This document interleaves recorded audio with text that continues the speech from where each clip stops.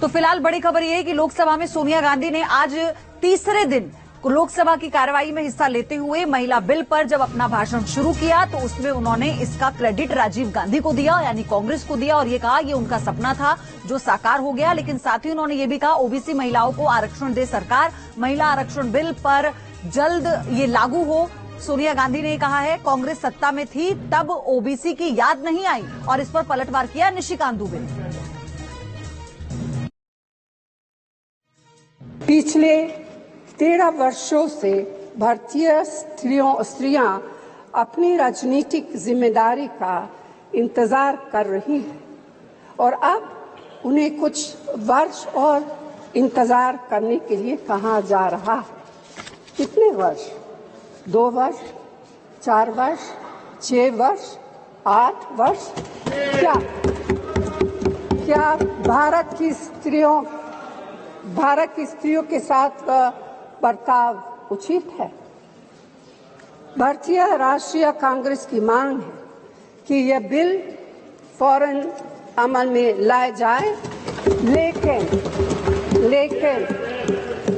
लेकिन इसके साथ ही कास्ट सेंसस कराकर शेड्यूल कास्ट,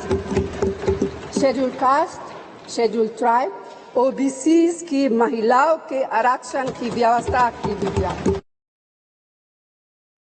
जब तक आज तक जो है भारत के संविधान में यह कहा गया कि राज्यसभा में कोई रिजर्वेशन नहीं होगा, विधान परिषद में कोई रिजर्वेशन नहीं होगा, और जब माननीय प्रधानमंत्री जी और भारतीय जनता पार्टी इस बिल को लाती है तो आप कहते हैं राज्यसभा में रिजर्वेशन नहीं है, विधान परिषद में रिजर्वेशन नहीं है।